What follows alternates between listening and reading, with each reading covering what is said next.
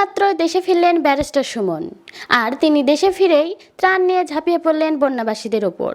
তো বন্ধুরা, চলুন ভিডিওতে আর বেশি কথা না বলে আমরা সরাসরি চলে যাব ব্যারিস্টার সুমনের কাছে। এই ভদ্রলোকের অবস্থা দেখেন, লুঙ্গি প্রায় বিপদ সীমার উপরে উঠে যাচ্ছে।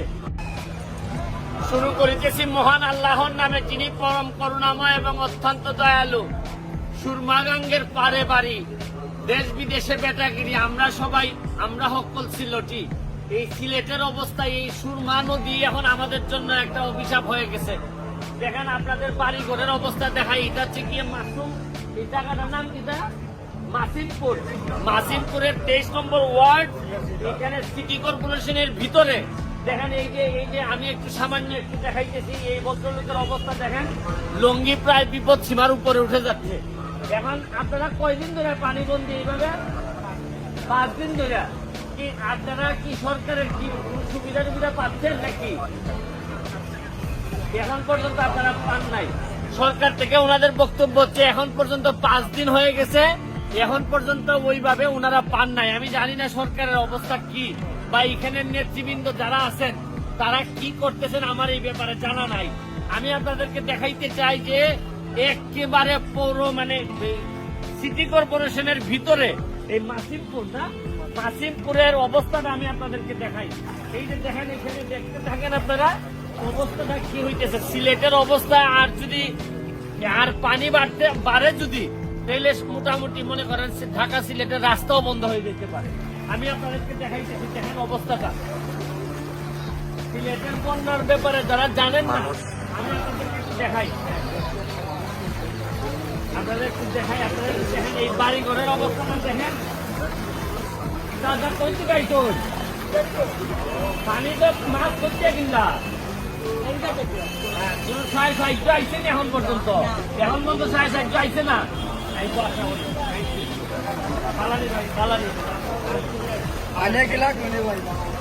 এই যে বাড়ি ঘরের অবস্থাটা দেখেন আপনি, এটা কিন্তু গ্রামে এখনো যাই নাই, পুরা শহরে।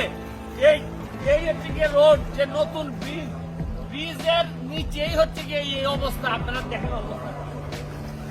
এখন জরুরি ভিত্তিতে যদি সাহায্য দেওয়া না হয়, আর 2-3 দিনের ভিতরে কিন্তু পুরা কিন্তু মানুষের নাভিশ্বাস উঠে যাবে। আমি আপনাদেরকে বলতেছি।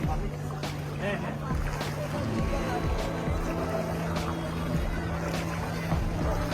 আপনারা দেখেন, আবার হচ্ছে গিয়ে বৃষ্টিও হইতেছে। আমি যে সমস্যাগুলোর কথা বলতে চাই, অনেক প্রজেক্ট, মেগা প্রজেক্ট না নিলে এই সিলেটকে বাঁচানো কঠিন হবে।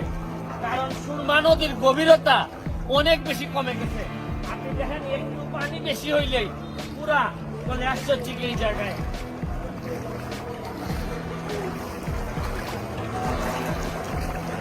এই দেখেন, এই উদ্বোধন মানে উদ্বোধনের জায়গাটাই এই যে দেখেন, এই যে মাসিমপুর ব্রিজ সংলগ্ন প্রধান রাস্তা উদ্বোধন করেন আরিফুল হক চৌধুরী, মাননীয় মেয়র। এই হচ্ছে কি আমাদের উদ্বোধনের যে মাইল ফলকটা, এটাও পানির নিচে। আপনারা অবস্থাটা দেখেন। এখানে আপনাদের এখন নদীর অবস্থাটা দেখাই। সুরমা নদী জরুরি ভিত্তিতে খনন না করলে বিরাট সমস্যা হয়ে যাবে। আপনারা দেখেন কোথায় থাকার কথা ছিল আর কোথায় আছে। এই হচ্ছে গিয়ে নতুন ব্রিজ, এই হচ্ছে গিয়ে নদীর ভিতরে এটা থাকার কথা ছিল, আর এখন কোথায় আইছে। এই দেখেন বাড়ি ঘর আর পানি কোথায় আছে দেখেন। হ্যাঁ, এটা পুরাটা ডুবাল ছিল না। এই দেখেন, ওই পাশেও পানি ঢুকে গেছে আর এই পাশেও পানি ঢুকে গেছে। এখন 1 ফুট পানি বাড়া মানে হচ্ছে গিয়ে সিলেটের অর্ধেকের বেশি পানির তলে চলে যাওয়া।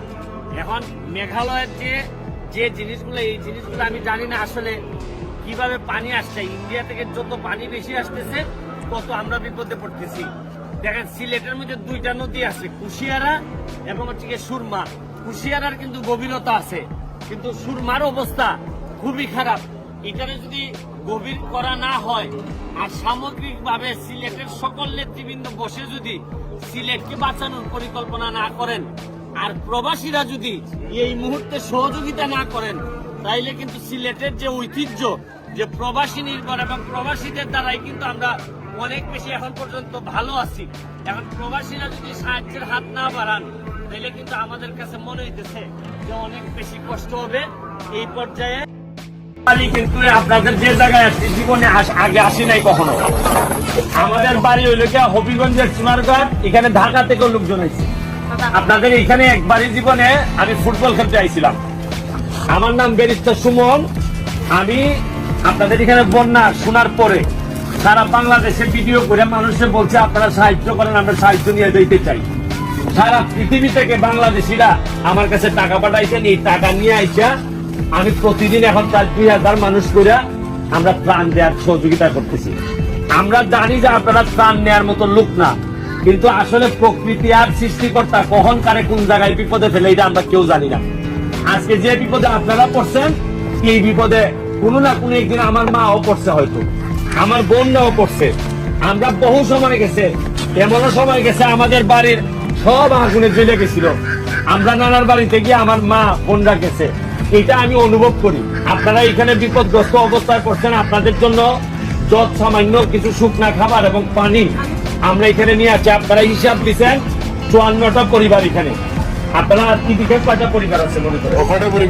এখানে কয়টা আছে? লিস্টে আছে। আচ্ছা, তাও আমরা দেখে দিব। এই যে আপনারা আমাদেরকে সুযোগ দিচ্ছেন, আমরা এখানে আসছি, আপনাদেরকে আমরা আরো বিভিন্ন আশ্রয়ন গুলাতে যাব। আপনাদেরকে যতটুকু পারছি, বেশি কিছু করার সম্ভব না। আমার যদি সব ক্ষমতা থাকতো তাইলে সব কলসিতে করে এই সব পানি লয়ে গেলাম কেন, কিন্তু এই সব ক্ষমতা নাই। প্রকৃতি শুনেন, আমরা প্রকৃতির সাথে অনেক বিরোধিতা করছি। আমরা জায়গায় জায়গায় আমরা দুর্নীতি করছি, আমরা গর্ত ভরাট করছি। আমরা যে টাকা আসছিল সরকারের কাছ থেকে, এই টাকা পয়সা কিছু মারছি, যার কারণে আজকে এই দুর্গতি আমাদের কপালে আইছে, একদিনে আসে নাই। যাই হোক, আপনারা এই দুর্গতির ফল ভোগ করতেছেন, অথচ যারা ভোগ করার কথা ছিল এরা আরামে আছে। এইটা কিছুটা দুঃখের বিষয়। আমি আপনাদেরকে একটা কথা বলবো, এখানে প্রতিটা মানুষ আপনাদের জন্য আসছে কষ্ট করে। বলছে যে এত বৃষ্টি হইতেছে ওই দিকে, বলছে যে এত মানুষের কষ্টের আইসা আমরা বাসায় বসে থাকতে পারি না। আমার আজকে হাইকোর্ট সুপ্রিম কোর্ট ফালাইয়া আমি এই জায়গায় আপনাদের কাছে আসছি। আপনারা আমাদের এই দানটুকু, এটা আমাদের না, যারা সারা পৃথিবী থেকে বিভিন্ন মানুষ যে দানটুকু আপনাদেরকে দিছে, এরা দান করে না, এরা আপনাদের পাশে দাঁড়াইছে। জীবন কোথায় কোথায় কখন কারে নিয়ে যায় আমরা কেউ জানি না। এটা আপনারা রিসিভ করবেন, গ্রহণ করবেন এবং আমাদের জন্য আশীর্বাদ রাখবেন। আপনারা মনে হয় সব থেকে হিন্দু সম্প্রদায়ের ধরে।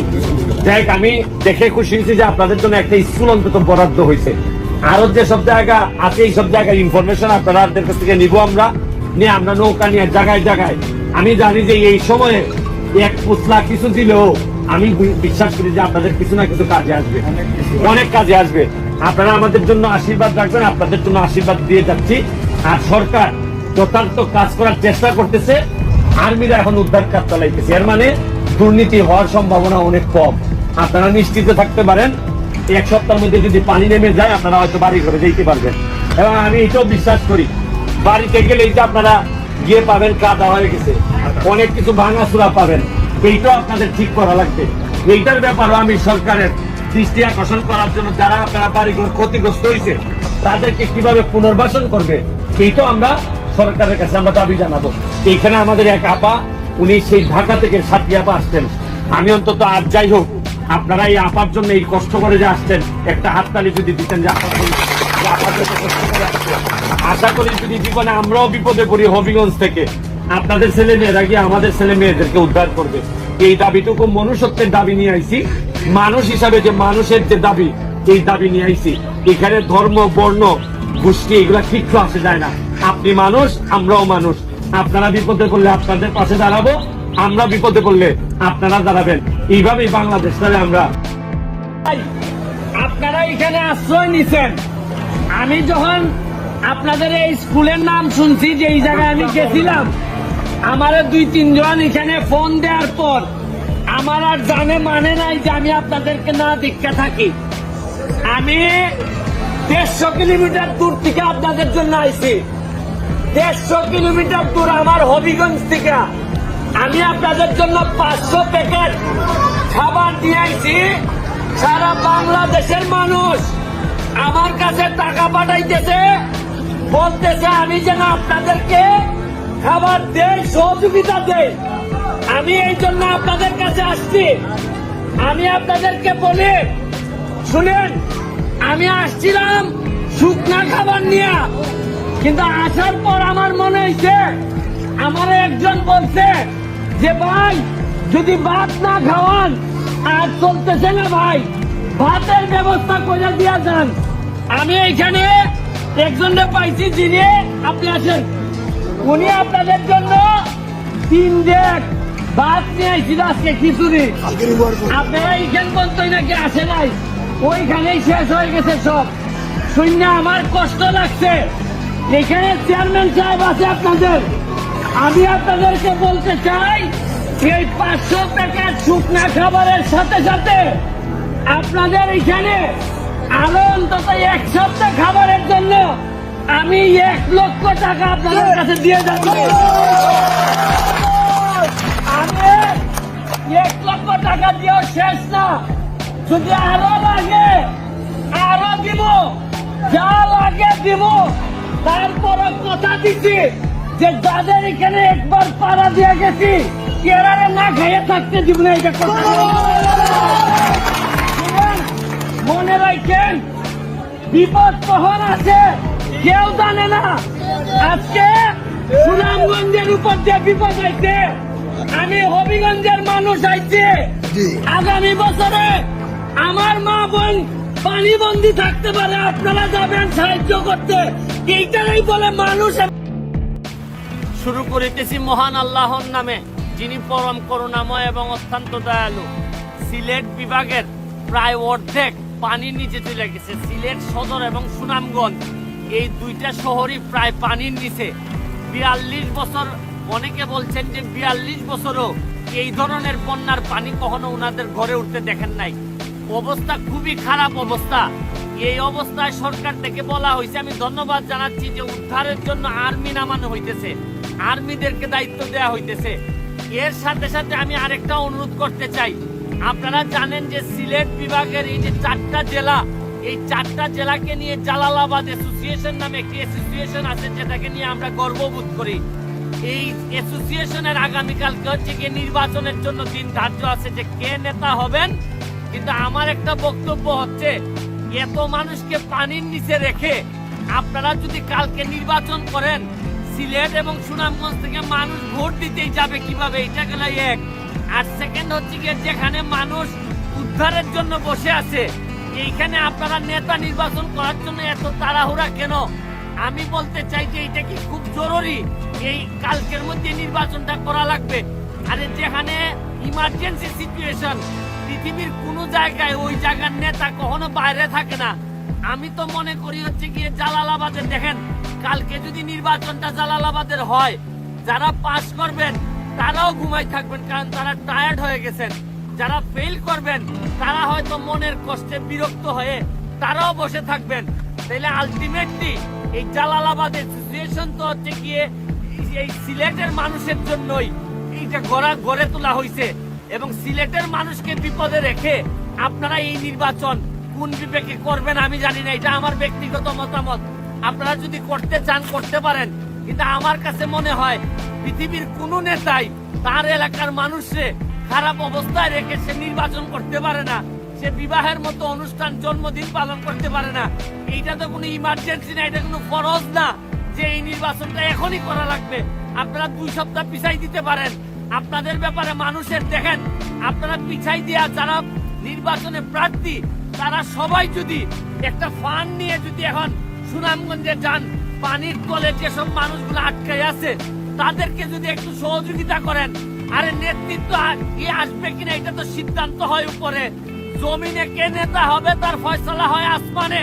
আর জমিনের মানুষকে যদি সহযোগিতা না করেন, তাহলে আসমানের সিদ্ধান্ত আপনাদের পক্ষে আসলেও আপনাদের ইজ্জত পারবে না। আপনারা এখানে যারা দাঁড়াইছেন নির্বাচনে, তারা অত্যন্ত সম্মানিত মানুষ। তো বন্ধুরা, এতক্ষণ ব্যারিস্টার সুমনের ভিডিও দেখে আপনাদের কি মন্তব্য তা অবশ্যই কমেন্ট বক্সে কমেন্ট করে জানিয়ে দেবেন। আর হ্যাঁ, এমন নিত্য নতুন আপডেট নিউজ সবার আগে পেতে এখনই আমাদের পিচি সাকিব চ্যানেলটি সাবস্ক্রাইব করুন।